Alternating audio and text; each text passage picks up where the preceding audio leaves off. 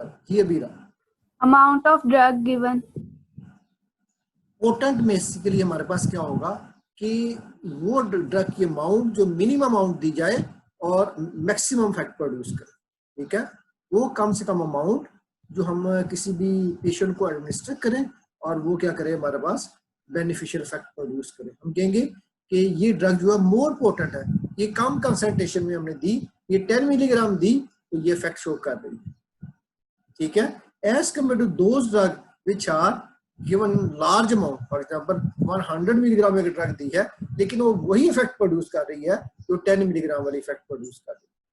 तो 100 मिलीग्राम वाली ड्रग को हम कहेंगे क्या कहेंगे, लेस पोटेंट, और जो कम कंसंट्रेशन दे रहे हैं 10 मिलीग्राम उसे क्या हम कहेंगे, मोर पोटेंट, ठीक है। इज इट क्लियर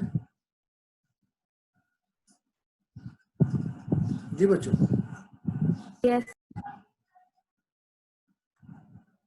सेकेंडली हमारे पास आगे पोटेंट बस बट लेस सेडेटिव। पोटेंट है लेकिन सेडेशन इनकी कम है, सेडेटिव इफेक्ट कम है, जैसे कि साइक्लिजीन है और क्लोरफेनेरामीन।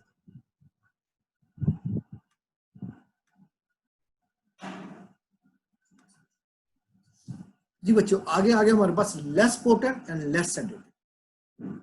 पोटेंट भी कम है और सेडेटिव भी कम, क्योंकि हमारे पास एग्जांपल आ गई फेनेरामीन ड्रग। नॉन सेडेटिव, अब ये जितनी हमने तीनों टाइप्स पढ़ी हैं 1 2 potent and sedative, potent but less sedative, less potent and less sedative, ये तीनों जो है ये ब्लड ब्रेन बैरियर को क्रॉस करती हैं, इसलिए ये सेडेशन का इफेक्ट प्रोड्यूस करती हैं। जबकि ऐसी ड्रग्स जो कि ब्लड ब्रेन बैरियर को क्रॉस नहीं करती वो सेडेशन का इफेक्ट प्रोड्यूस नहीं करती, ठीक है। ऐसी ड्रग्स जो ब्लड ब्रेन बैरियर को क्रॉस नहीं करती वो सेडेशन का इफेक्ट प्रोड्यूस नहीं करती, उन्हें हम कहते हैं नॉन सेडेटिव, या हमने सेकंड जनरेशन भी कहते हैं। एग्जांपल आ गई टरफेनाडीन आ गई, लोराटाडीन है और सिट्रीजिन की एग्जांपल हमारे पास आ गई। जो नई जनरेशन के एजेंट्स हैं वो relatively free of central depression effects, यानी वो सेंट्रल नर्वस सिस्टम को डिप्रेस नहीं करते। और ये जो एजेंट्स हम यूज कर रहे हैं ये जो है एंटी एमेटिक इफेक्ट भी इनका होता है, ठीक है। जो एंटी हिस्टामिनिक ड्रग होती हैं वो to some extent anti emetic effect भी शो करती है।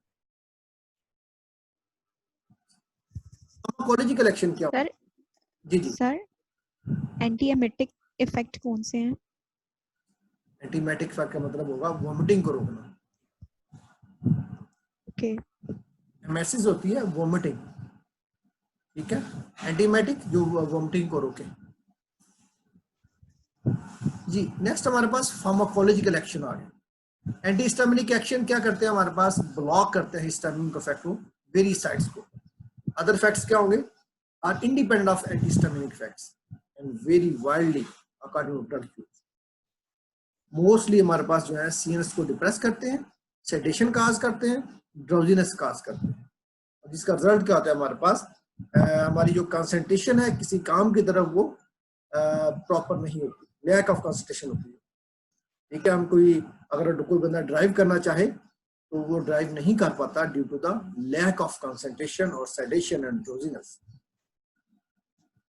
बॉडी के डिफरेंट पार्ट्स की जो कोऑर्डिनेशन है वो डिस्टर्ब हो जाती है, ठीक है।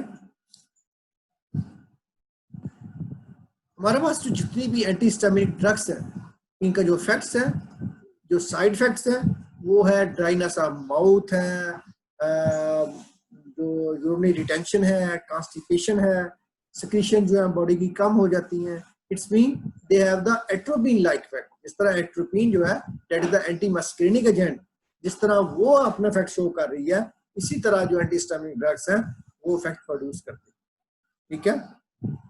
और हमें पता है कि हमारे पास जो एंटी मस्करिनिक एजेंट्स हैं those are also effective in the parkinsonism. ये पार्किंसनिज्म क्या होती है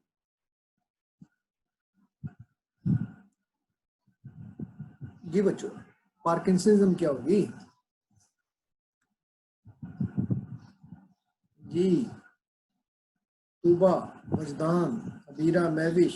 सर ये एक डिजीज है जिसमें इंटेंशनल ट्रेमर्स होते हैं और आपको मूवमेंट इनिशिएट करते हुए जो है ना बहुत मसला होता है, और अगर आप एक दफा मूवमेंट इनिशिएट कर लेते हो तो फिर उसको रोकना मुश्किल होता है। शाबाश शाबाश शाबाश, जुनैरा ने बड़ा अच्छा पढ़ा हुआ है। पार्किंसनिज्म जो है वो बेसिकली क्या करती है हमारे पास कि जो हमारी मूवमेंट है, यहाँ तो बंदा इनिशिएट नहीं कर पाता, अगर इनिशिएट कर लेता है तो उसको स्टॉप नहीं कर पाता, दैट इज कॉल्ड पार्किंसनिज्म। और ये होती क्यों है? Due to the imbalance between the acetylcholine and dopamine. और डोपामिन और एसिटाइलकोलिन का लेवल डिस्टर्ब हो जाए ब्रेन में, तब हमारे पास पार्किंसनिज्म जो है वो काज होता है। ठीक है, ओके।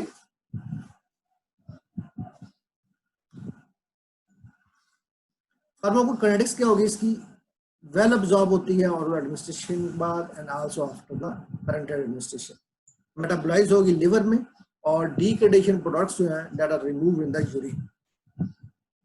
थेरेपेटिक यूज के एलर्जिक डिसऑर्डर्स में यूज करते हैं, urticaria, seasonal hay fever, atopic and contact dermatitis, mild blood transfusion reaction जो है उसके दौरान भी हम यूज कर सकते हैं। The topical use is not recommended because of the risk of sensitization and high tendency to cause eczematic reaction.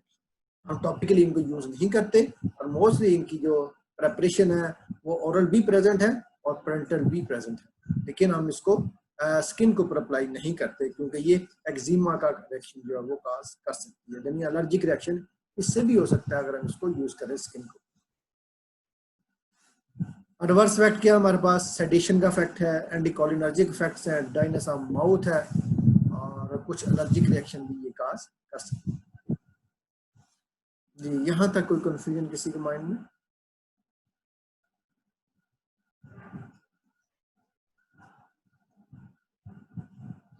Ji, next हमारे पास ड्रग आ गई है हाइड्रोक्सी ट्रिप्टामीन या सेरोटोनिन।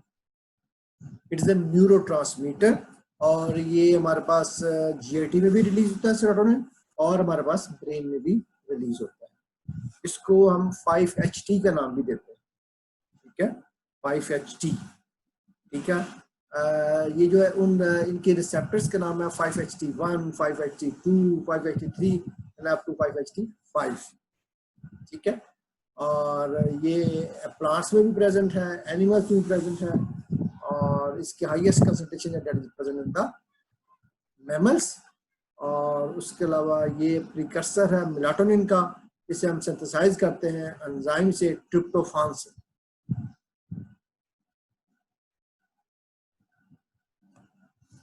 ये हमारे पास इसकी फॉर्मेशन हो रही है इन द न्यूरॉन।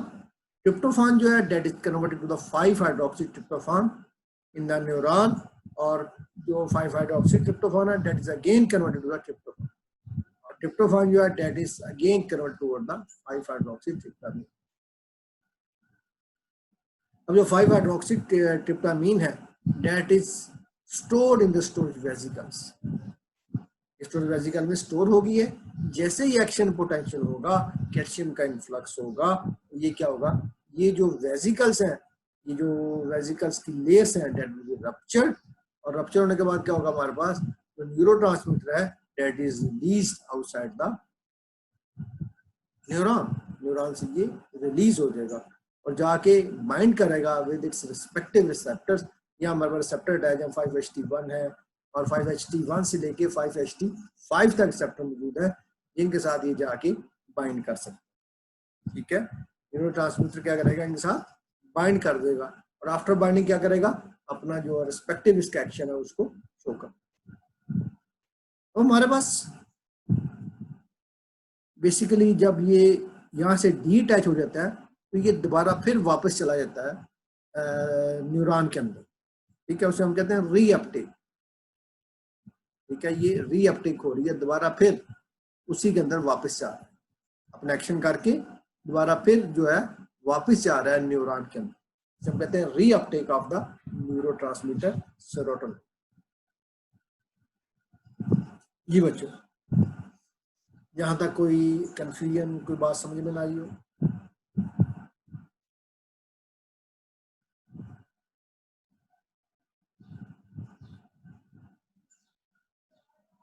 जी बच्चों, is it clear? Yes, sir. जी, नेक्स्ट हम बात करते हैं फार्माकोलॉजिकल एक्शंस की। सीएनएस में हमारे पास ये अफेक्ट करता है मूड को, social behaviour, appetite, digestion, sleep, memory, temperature regulation and pain perception. ठीक है, सेरोटोनिन का ब्रेन के अंदर बड़ा अच्छा इफेक्ट है, लेकिन अगर इसकी रिलीज जो है प्रॉपर वे में हो रही है, जितनी हमारी बॉडी में रिक्वायर्ड है, हमारे मूड को ये इम्प्रूव करता है, सोशल बिहेवियर को बेहतर रखता है, एपिटाइट स्टिमुलेंट है, डाइजेशन में रोल प्ले करता है, स्लीप इंड्यूस करता है, मेमोरी जो है उसको इम्प्रूव करता है, टेम्परेचर रेगुलेशन और पेन परसेप्शन। लेकिन अगर इसका लेवल जो है बॉडी में ज्यादा हो जाए या कम हो जाए, तो दोनों तरीकों से हमारे पास साइकोटिक डिजीज प्रोड्यूस हो सकती है। ठीक है, जीआईटी में ये क्या करता है, इंटेस्टाइनल मोटिलिटी को इंक्रीज करता है, और अगर इसका लेवल बढ़ जाए तो हमारे पास ये इरिटेबल बाउल सिंड्रोम भी काज कर सकता है। ठीक है, उसके अलावा ये प्लेटलेट एग्रीगेशन भी काज करता है बॉडी में, ब्रेन में ये पाया जाता है और एज ए न्यूरोट्रांसमीटर एक्ट करता है। और अगर इसके फंक्शन जो है वो अल्टर्ड हो जाए, कम हो जाए या ज्यादा हो जाए, तो हमारे पास डिस्टर्बेंस हो जाएगी स्लीप में, मूड में, सेक्सुअल बिहेवियर में, मोटर एक्टिविटी में, माइग्रेन काज हो सकता है, टेम्परेचर रेगुलेशन में डिफरेंस आ सकता है, और साइकोटिक और एक्स्ट्रा पैरामिडल एक्टिविटी वो भी होगी। एक्स्ट्रा पैरामिडल एक्टिविटी क्या होगी तो बता सकते हैं?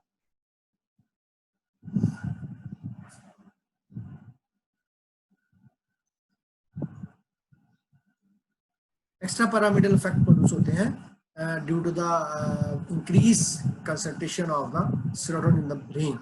उसमें क्या होगा, पेशेंट जो है that will be unable to the move.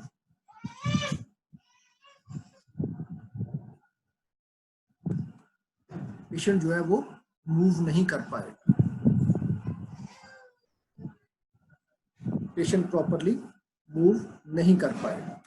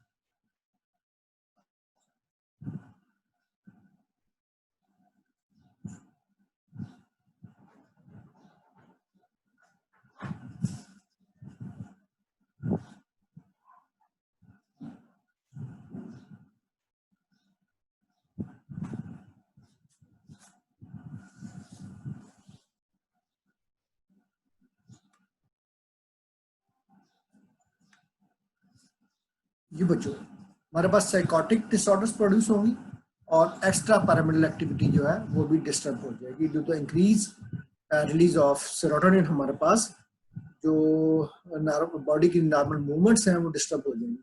उसको हम साइंटिफिक नेम देते हैं एकाथीजिया, जिसमें हमारे पास जो मूवमेंट जो है बॉडी की वो प्रॉपर नहीं हो पाती। उसके अलावा हमारे पास सेरोटोनिन एगोनिस्ट ड्रग्स भी मौजूद हैं जो कि इफेक्ट करती हैं 5-HT1 रिसेप्टर को। अगर हमारे पास पेशेंट का क्या सो कहते हैं सेरोटोनिन लेवल कम हो गया है तो उससे हमारे पास क्या होगा, माइग्रेन स्टार्ट होते हैं। ऐसे पेशेंट जिनमें सेरोटोनिन की रिलीज कम होती है तो उसमें हम क्या करते हैं, ऐसी ड्रग्स देते हैं जो कि सेरोटोनिन की एक्टिविटी को इंक्रीज करें, जो कि सेरोटोनिन रिसेप्टर की एक्टिविटी को बढ़ा दें, ताकि हमारे पास जो माइग्रेन का इफेक्ट है वो प्रोड्यूस ना हो सके। इसमें हमारे पास जो पोटेंट ड्रग है दैट इज सुमाट्रिप्टान, ये सिलेक्टिव एगोनिस्ट है 5-HT1 receptor and it is highly effective in treating the acute attack of migraine. ठीक है, ये हमारे पास अगर किसी को कोई अटैक हो चुका है माइग्रेन का, उसको क्योर कर सकती है लेकिन उसको प्रिवेंट नहीं कर सकती। ठीक है, ऐसा नहीं है कि उसको स्टार्ट होने से रोक सके, सिर्फ उसको ट्रीट कर सकती है एक्यूट अटैक को। और बेसिकली ये नॉजिया और वॉमिटिंग को भी रिलीव करती है और हेडेक जो है वो दोबारा फिर हो सकता है। अगर हम एक डोज देते हैं तो फॉर टाइम बीइंग माइग्रेन ठीक हो सकती है, लेकिन अगर हम इसको कम्प्लीटली क्योर करना चाहें तो हमें इसकी प्रॉपर थेरेपी करनी पड़ती है। इसका जो ड्यूरेशन है उसको यूज करना पड़ता है, जितना मेडिसिन का ड्यूरेशन है उसकी रिपीटेड एडमिनिस्ट्रेशन करनी पड़ती है ताकि पेशेंट जो है वो क्योर होने की तरफ आए। इसका ओरल रूट भी देते हैं और सबकट भी देते हैं, ठीक है। और बायोएबिलिटी इसकी ओरली 14%। क्या मतलब होगा, बायोएबिलिटी जो है इसकी ऑलरेडी हम यूज करें तो 14%।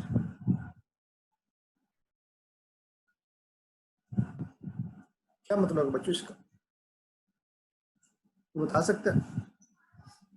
सर इसका मतलब कि अगर हम ऑर्डरली लेंगे तो सिर्फ 40% फ्री फॉर्म में अवेलेबल होगी। 40% जो है ब्लड में फ्री फॉर्म में प्रेजेंट होगी। इट्स मीन बाकी जो है रिमेनिंग जो है that will be bound to the plasma protein. ठीक है, जो हमने पढ़ा हुआ है प्लाज्मा प्रोटीन बाइंडिंग पढ़ा हुआ है, जिसमें हम बात करते हैं एल्ब्यूमिन और अल्फा ग्लाइकोप्रोटीन की, उनके साथ इसकी बाइंडिंग ज्यादा है। ठीक है, इसलिए इसकी बायोअवेलेबिलिटी जो है वो अनचेंज फॉर्म ऑफ ड्रग जो है दैट इज अबाउट 14% अगर हम ओरली यूज करें इसको। ठीक है, और उसके अलावा हम इसको सबका टूर से भी दे सकते हैं। सबका टूर जो है उसमें हमारे पास बायोअवेलेबिलिटी कंपैरेटिवली जो है ये आप मेंशन किया हुआ और several times larger than the subcut. इसका मतलब क्या हुआ कि सबकट रूट की जो बायोअवेलेबिलिटी है that is less as compare to the oral route. ठीक है, क्योंकि वो डायरेक्टली ब्लड में जा रही है और डायरेक्टली वो प्लाज्मा प्रोटीन के साथ जाके बाइंड कर जाए। एडवर्स इफेक्ट क्या हो सकते हैं, फ्लशिंग है, हीटेड इंजेक्शन साइट है, नेक पेन है, dizziness and tingling of hands. ठीक है, इससे वो कहते हैं उर्दू में कहते हैं हमारे हाथों में वो सुइयां सी चुभती सुन्न हो जाती है, that is called tingling of hands. अब इसकी कंट्राइंडिकेशन आ गई है कि हम इसको हार्ट इस्केमिक हार्ट डिजीज में यूज नहीं कर सकते, अंजाइना में नहीं यूज कर सकते, और हाइपरटेंशन के पेशेंट में नहीं यूज कर सकते। क्यों नहीं कर सकते, because it will cause the decrease supply of blood to the heart. Heart की सप्लाई को ये कम कर सकते हैं अगर ऐसे पेशेंट को हम एडमिनिस्टर करेंगे। ठीक है, कॉर्नी ब्लड वेसल्स को ये कंस्ट्रिक्ट कर देंगे, उनकी वैसो कंस्ट्रिक्शन काज कर देगी, जिसकी वजह से हार्ट को जो सप्लाई है वो कम होगी। एक और ड्रग है दैट इज बस्पीरोन। ये भी सेरोटोनिन एगोनिस्ट है और it is a effective anxiolytic agent. और बस्पीरोन ऐसी ड्रग है जिसका साइड इफेक्ट बड़े कम है। ठीक है, अगर कुछ लोग ऐसे होते हैं जो स्टेज पे जाने के लिए वो एंजाइटी फील करते हैं, वो भी समटाइम बस्पीरोन को यूज कर लेते हैं। ठीक है, क्योंकि इसके साइड इफेक्ट जो है कंपैरेटिवली कम है as compare to the other drugs. उसके बाद हमारे पास सेरोटोनिन रिसेप्टर्स आ जाते हैं, 5-HT रिसेप्टर्स। उनकी टाइप्स आ गई, 5HT1, 5HT2 और अप टू 5HT7। 5HT1 को हमने 3 में डिवाइड किया हुआ है और 5HT2 को भी हमने 3 में डिवाइड किया हुआ है। 5HT1 में हमारे पास 5HT1A, 5HT1B और 5HT1B में डिवीजन है। 5HT2 जो है 5HT2A, 2B एंड 2C तक में इसके डिवीजन है।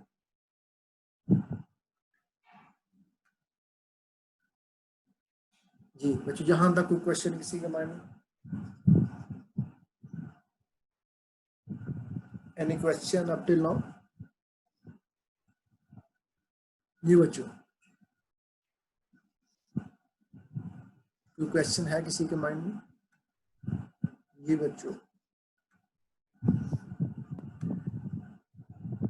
क्वेश्चन है कि कोई नहीं?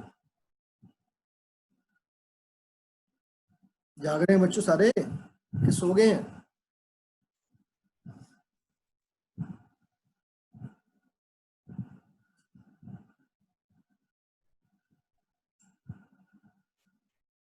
जी बच्चों, any question up till now? No sir. No sir. जाग रहे हैं, सो रहे हैं सारे? सर जागते हैं। तो पढ़ा आप लोगों ने आज? वहाँ पढ़ के आई है वहाँ की कोई नहीं? यस सर, पढ़ा है। अच्छा अच्छा, मैंने कहा शायद बच्चे अभी अभी उठे हैं तो अभी भी भागते भागते आ गए हैं, लेक्चर ले लें और फिर जाके सो जाए। ये लास्ट लेक्चर है कि इसके बाद लेक्चर है आप लोगों का? सर इसके बाद है सोशियोलॉजी का। सोशियोलॉजी बहुत पढ़ता है। सोशियोलॉजी कंपलसरी तो नहीं है मेरा ख्याल आपकी, ऐसे ही है? सर कंपल्सरी है। कंपल्सरी है। तो ये डीपीटी या डीएनएस में क्यों पढ़ते हैं, क्या रीजन है इसका? मुझे पता नहीं वैसे इसका। सर ये कोहोर्ट का सब्जेक्ट है ना, हर सेमेस्टर में कोई एक ना एक ऐसा सब्जेक्ट जरूर होता है। एक आपको सब्जेक्ट लेना पड़ता है कोहोर्ट का, यस सर। इसमें कुछ आपको बेनिफिट तो मेरे इसका कोई नहीं है सोशियोलॉजी का सच, ऐसे ही है ना? यस आप सर, कोई बेनिफिट नहीं है। तो रेलिवेंट सब्जेक्ट नहीं बनता आपका। वैसे वो सब्जेक्ट इजी नहीं है डीपीटी या डीएनएस के सब्जेक्ट से? जितने कोहोर्ट का आप सब्जेक्ट पढ़ते हैं वो इजी है? सर ठीक ही होते हैं लेकिन कोहोर्ट में प्रेशर ज्यादा होता है, मींस हर टाइम असाइनमेंट प्रेजेंटेशन उस सब्जेक्ट की मिलती रहती है। अच्छा अच्छा, यानी वहाँ वर्किंग लोड ज्यादा है। Yes sir. हमारा तो काम बड़ा कम है, इसका मतलब सही है ना? सर बच्चे चिल करते हैं फिर भी परेशान होते रहते हैं। इसका एक ही दफा लोड पड़ता है हम लोगों पर। तो वो लोड साथ साथ डिवाइड होता रहता है आप लोगों का। Yes sir. तो उसमें सब डेट शीट डिफरेंट बनती है स्कूल ऑफ हेल्थ साइंसेज से कि सेम बनती है? नो सर, डिफरेंट होती है। सर उसके वैसे पेपर कभी पहले हो जाते हैं। अच्छा अच्छा, वो तो बेहतर आपकी जान छूट जाती है। अभी उसका पेपर है? सर अभी फाइनल उन्होंने कुछ भी नहीं बताया। अच्छा अच्छा, चलो अच्छी बात है। फाइनल का किसी को भी अभी नहीं पता यस सर। ये क्या होने लगा फाइनल। चलो जी, बी प्रिपेयर्ड रहें, अल्लाह ताला खैर करें, हिम्मत करते रहें, जो हमारे लायक हुआ हम हाजिर हैं। ठीक है, कोई कन्फ्यूजन हो, कोई बात समझ में ना आती हो, कोई काउंसलिंग आर की क्लास रखनी हो तो मोस्ट वेलकम। चलो जी, हम नेक्स्ट मूव करते हैं। Selective serotonin reuptake inhibitors. अब ये हम यूज करते हैं ऐसे पेशेंट में जिनको डिप्रेशन हो। ठीक है, डिप्रेसिव पेशेंट जो है उनमें हम यूज, जिनमें सुइसाइड टेंडेंसी ज्यादा हो, मायूसी का इफेक्ट हो और मेंटली वो डिप्रेस रहते हो, तो सोशली वो इतने स्ट्रांग ना हो, उनकी जो एक्टिविटीज हैं वो कम हो, लैक ऑफ कम्युनिकेशन हो, तो सैडनेस ज्यादा हो, तो उन पेशेंट में हम इसको यूज कर सकते हैं।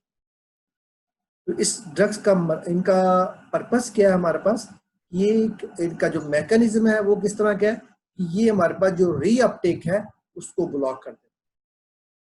ठीक है, मैं आपको डायग्रामेटिकली इसको थोड़ा सा एक्सप्लेन करता ताकि आपको क्लियर हो। ये देखिए,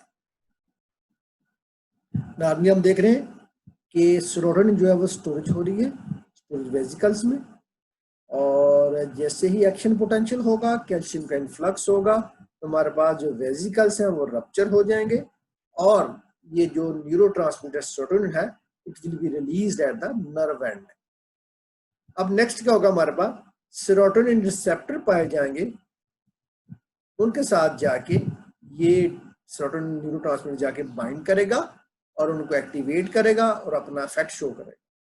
उसके बाद क्या होगा, इनकी नेचुरली रीअपटेक हो जाती है दोबारा फिर back into the storage vesicle, अपना काम किया और वापस फिर चले गए। ठीक है, लेकिन जब ये वापस चले जाएंगे तो आफ्टर सम टाइम ये रिसेप्टर जो है इसकी एक्टिविटी क्या हो जाएगी, स्टॉप हो जाएगी। आफ्टर सम टाइम ये एक्टिवेट होने के बाद ये क्या होगा, इसकी एक्टिविटी कम हो जाएगी। अब जो हम ड्रग्स दे रहे हैं हम कहते हैं सेरोटोनिन रीअपटेक इनहिबिटर। ये जो रीअपटेक हो रही है दोबारा फिर न्यूरॉन में, इस रीअपटेक को ब्लॉक करने के लिए हम क्या करते हैं, ड्रग्स देते हैं जो कि रीअपटेक को ब्लॉक कर देती है, यानी दोबारा फिर जो सेरोटोनिन है वो दोबारा वापस नहीं जा पाती toward the storage vesicles. Clear यहां तक? जी बच्चों, यस सर। Yes sir. अब उसका इफेक्ट क्या होगा हमारे पास, ये जो ड्रग है it will bind with the receptor continuously. Serotonin जो है वो कंटिन्यूअसली बाइंड रहेगी इन रिसेप्टर के साथ। जब कंटिन्यूअसली बाइंड रहेगी तो इन रिसेप्टर को कंटिन्यूअसली एक्टिवेट करेगी। जब ये कंटिन्यूअसली एक्टिवेट होंगे तो हमारे पास क्या होगा, सेरोटोनिन जो है वो ज्यादा देर के लिए अपना इफेक्ट प्रोड्यूस करेगी। जो डिप्रेशन का पेशेंट है वो क्या हो जाएगा, उसका जो डिक्रीज लेवल डिजीज एक्टिविटी है इन रिसेप्टर्स की वो ठीक हो जाएगी। Is it clear? Yes sir.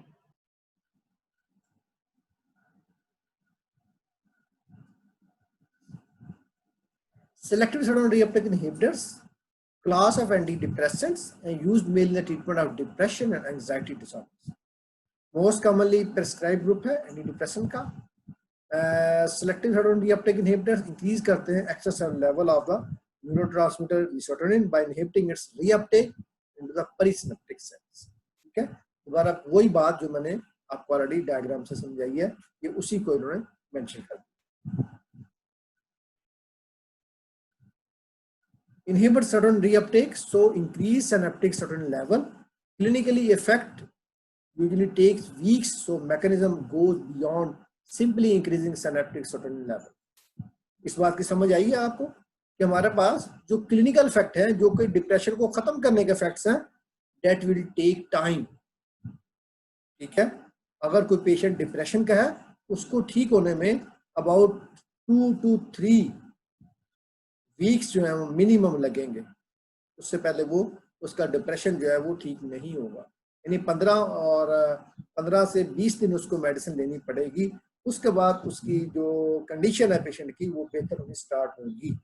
ठीक है, अगर सेरोटोनिन का लेवल रिसेप्टर पे बढ़ भी जाता है तो फौरी तौर पे इफेक्ट प्रोड्यूस नहीं होता। Is it clear?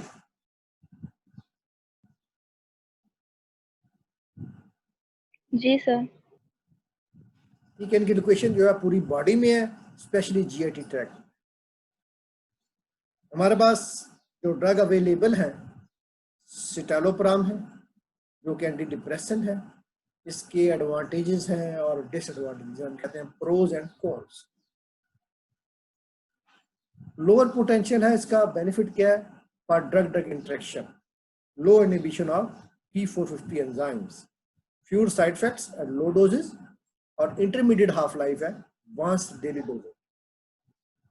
ये क्या मतलब होगा low potential for drug drug interaction, तो बताएगा? जी बच्चों, what is lower potential for drug drug interaction, क्या मतलब होगा? आगे ब्रैकेट में भी लिखा low inhibition of P450 enzymes. जी बच्चों,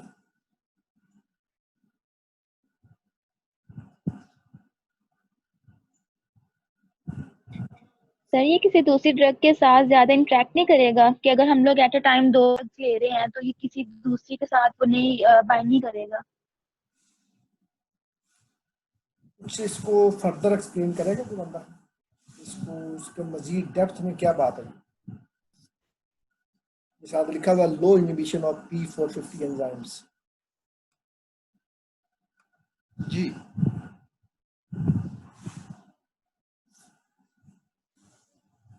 जी बच्चों,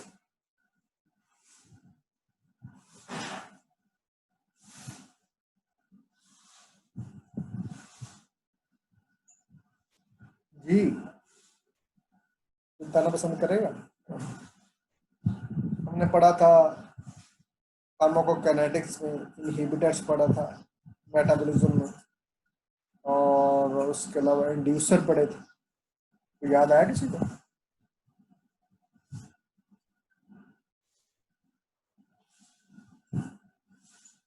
जी,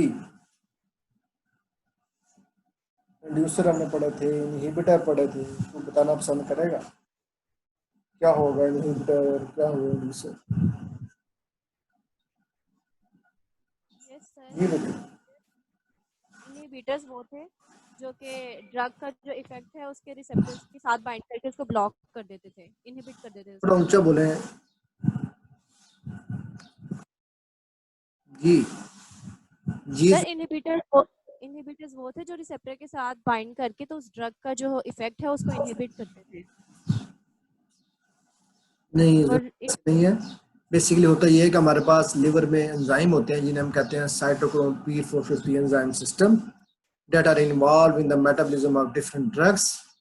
अगर हम कोई ड्रग दे रहे हैं, ड्रग ए दे रहे हैं, तो अगर वो ड्रग बी के मेटाबोलाइजिंग एंजाइम की एक्टिविटी को ब्लॉक कर देगी तो हमारे पास ड्रग बी का मेटाबॉलिज्म नहीं होगा, उसे हम कहेंगे इनहिबिटर।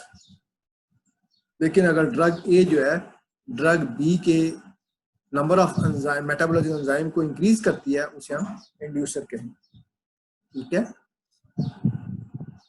इट्स मीन इसका हमारे पास ड्रग ड्रग इंटरेक्शन नहीं है क्योंकि ये उस एंजाइम को ना तो इंड्यूस कर रही है और ना ही इनहिबिट कर रही है। इसके कॉन्स क्या होंगे, डिसएडवांटेज क्या होंगे? Dose dependent QT interval prolongation होगी with doses of 10 to 40 milligram per day. Can be sedating, sedation भी काज कर सकती है, और GIT साइड इफेक्ट भी इसके हो सकते हैं।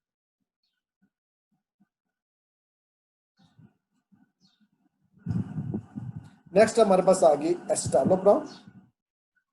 एसिटालोप्राम जो है इसका एडवांटेज क्या है? वही है कि ये लोअर इनहिबिशन है, और inhibition of cytochrome P450 enzymes. और हमारे पास इसके जो फ्यूर ड्रग ड्रग इंटरेक्शन होंगे, इंटरमीडिएट हाफ लाइफ है, 1 से डेली डोजिंग है, और इफेक्टिव है as compare to escitalopram in response and remission. Disadvantage क्या हो सकते हैं? Dose dependent QT interval prolongation हो सकती है अगर हम डोजेस दें 10 to 30 मिलीग्राम डेली। नोजिया हो सकता है, हेडेक भी काज हो सकता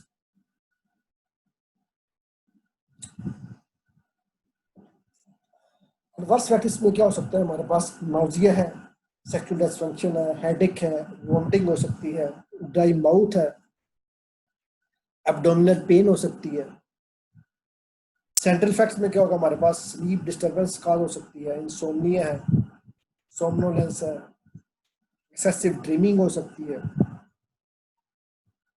हेडेक है, डिजनेस है, याउनिंग है, पैरेस्थीसिया है, ट्रेमर है, और एक्स्ट्रा पैरामिडल डिसऑर्डर भी काज हो सकता है। मेंटल और बिहेवियरल साइड इफेक्ट क्या हो सकते हैं? एपैथी हो सकती है, और इमोशनल ब्लंटिंग काज होती है। इसका मतलब क्या होगा? हमारे पास जो पेशेंट है वो इमोशनलेस हो जाएगा, उसमें कोई हैप्पीनेस का या सैडनेस का जो इमोशन है वो कम हो जाएगा। पैराडॉक्सिकल एंजाइटी हो सकती है, यानी कि specific to the these drugs. Fluoxetine और सर्ट्रालिन जो है, these are also drugs that are used for the depression. ठीक है, ये पैराडॉक्सिकल एंजाइटी भी इनसे काज हो सकती है। That is specific for those drugs. Paradoxical mean specific to use of those drugs. Nervousness है, इरिटेबिलिटी है, एकाथीजिया है, या रेस्टलेसनेस है। एकाथीजिया मीन डिफिकल्टी टू क्या उसे कहते हैं, मूव, और रेस्टलेसनेस। सुसाइड जो है वो पेशेंट जो है उसकी जो माइंड जो है वो सुसाइड कर जाएगा। हाइपोमेनिया हो जाएगा। हाइपोमेनिया मीन कि पेशेंट जो है वो बिल्कुल डिप्रेशन की कंडीशन में होगा, और उसमें क्या उसे कहते हैं, क्या जो इमोशन या तो बहुत ज्यादा प्रोड्यूस होंगे या बिल्कुल खत्म हो जाएंगे। ठीक है, और पेशेंट बिल्कुल मेंटली डिप्रेस हो जाएगा, उसकी नॉर्मल एक्टिविटी जो है वो ब्रेन की वो डिस्टर्ब हो जाएगी। एबनॉर्मल ड्रीमिंग हो सकती है। जी, यहाँ तक कोई बात बच्चों कंफ्यूजिंग हो, कोई बात समझ में आई हो, जी कोई बात रिपीट करने वाली हो?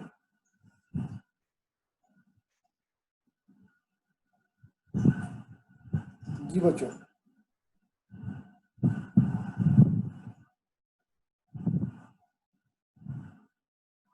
कोई बात कंफ्यूजन हो तो मोस्ट वेलकम। क्वेश्चन कर सकते हैं।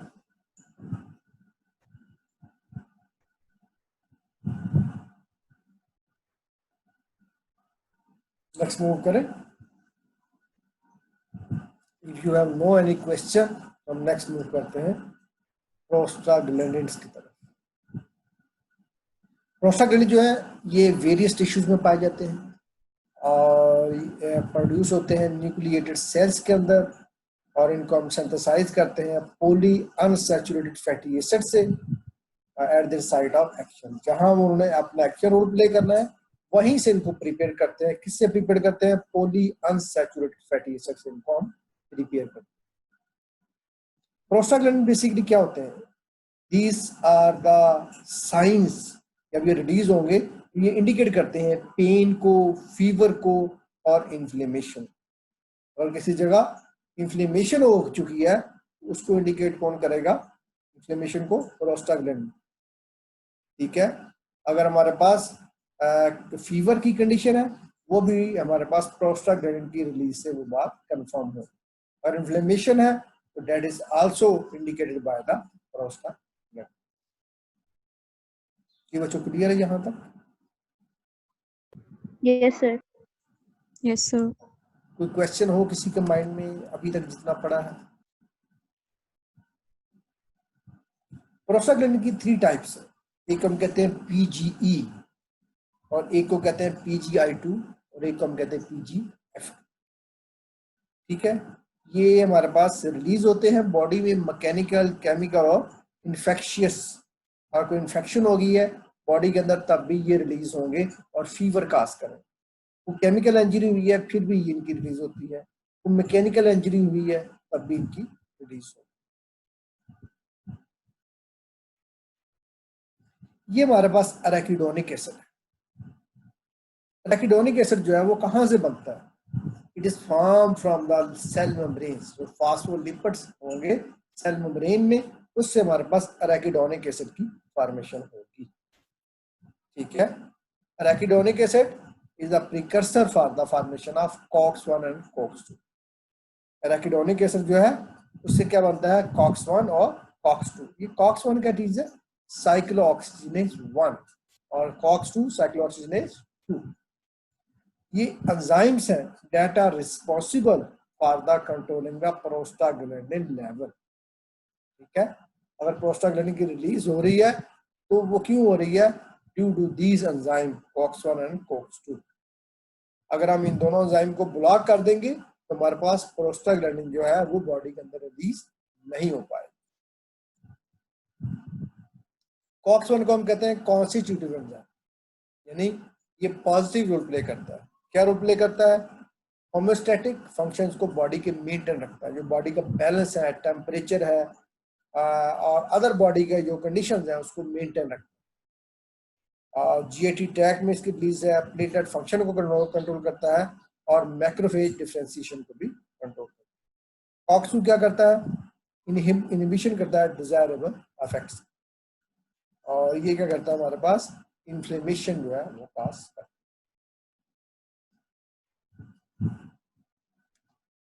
ये बच्चों जहां तक क्लियर है? Any question up to now?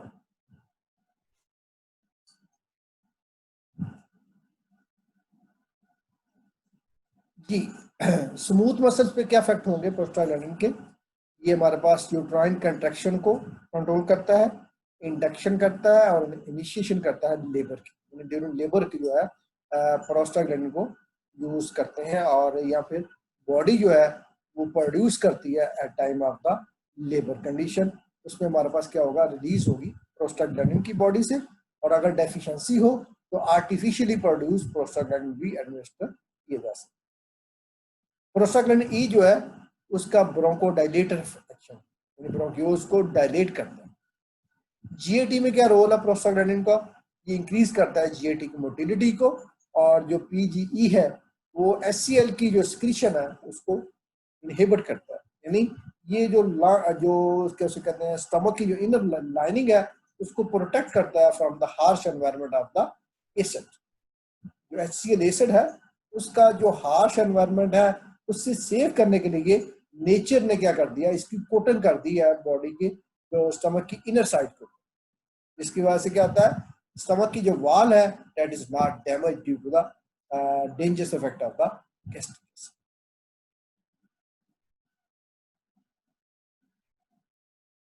और ये अगर हमारे पास इसकी सिक्रीशन ज्यादा हो जाए जीआईटी में तो ये डायरिया काज भी कर सकते हैं। उसके अलावा प्रोस्टाग्लैंडिन ई जो है that is also vasodilator. Platelets में क्या इफेक्ट होगा, thromboxane causes platelet aggregation and vasoconstriction. Platelet की एग्रीगेशन भी काज करते हैं और वैसोकंस्ट्रिक्शन भी काज करते हैं। पीजीआई या प्रोस्टासाइक्लिन जो है that is found in the muscular endothelium और ये पोटेंट इनहिबिटर है प्लेटलेट एग्रीगेशन का और ये एक वैसोडाइलेटर भी है। ठीक है।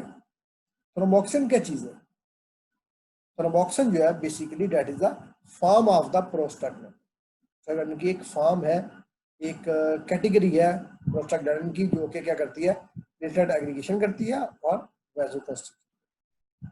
जबकि जो पीजीआई है प्रोस्टाग्लैंडिन आई जो है वो क्या करता है, हमारे पास वैस्कुलर एंडोथेलियम पाया जाता है और ये इनहिबिट करता है प्लेटलेट के एग्रीगेशन को और एक्ट करता है एज ए वैसोडाइलेटर। किडनी में क्या इफेक्ट होता है, ये मेंटेन रखता है रीनल ब्लड फ्लो को और इंक्रीज करता है जीएफआर। रीनल ब्लड फ्लो को मेंटेन करता है और जीएफआर को क्या करता है, इंक्रीज करता है। अदर फैक्ट क्या हो सकते हैं हमारे पास, पेन जनरेशन है और फीवर में इसका रोल है और उसके अलावा इनकी थेराप्यूटिक वैल्यू कोई नहीं है, लेकिन इसके डेरिवेटिव मौजूद हैं, कार्बोप्रोस्ट, डायनोप्रोस्ट एंड मीजोप्रोस्ट। इनको हम आर्टिफिशियली मैन्युफैक्चर करते हैं। प्रोस्टाग्लैंडिन का रोल क्यों नहीं है, क्योंकि इसका ड्यूरेशन ऑफ एक्शन बड़ा शॉर्ट है, विद इन सेकेंड्स है इसका ड्यूरेशन है, विद इन मिनट्स इसकी जो अमाउंट है बॉडी से वो खत्म हो जाती है, इसलिए इसको हम थेराप्यूटिकली यूज नहीं कर सकते। Although we have manufactured other drugs by investigating the formula of prostaglandin. इसी तरह के हमने क्या बना लिया है, अदर ड्रग्स जो उनको फॉर्म कर लिया है ताकि हम उनको थेराप्यूटिकली यूज कर सकें। ठीक है जी, क्लियर है यहां तक?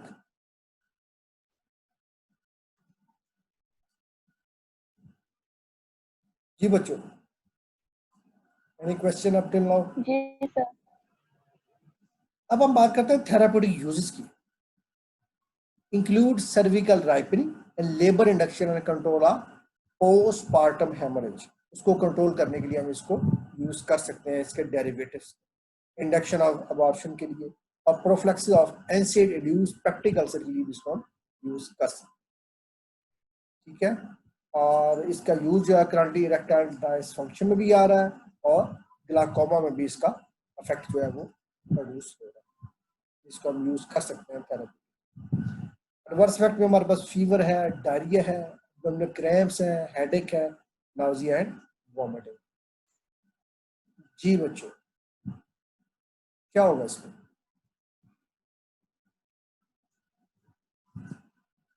Sir delta. डेल्टा, ठीक है जी।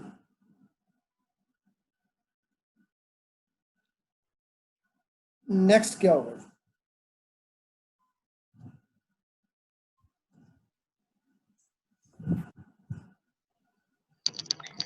Sir alpha. अल्फा। अल्फा आ गया।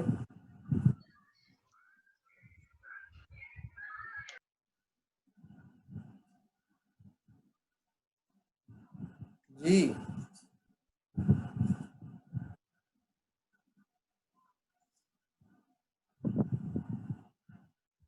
बोले।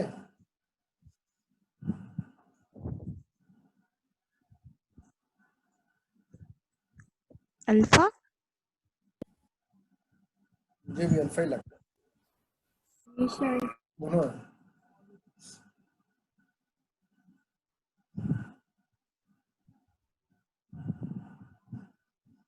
जी ये क्या होगा?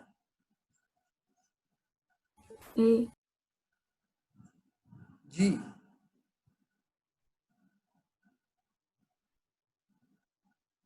Sir alpha. अल्फा, हिना उठ गई है, अब इन्होंने बता दिया अल्फा, ऐसे ही है ना? सर मैंने पहले का भी जवाब दिया।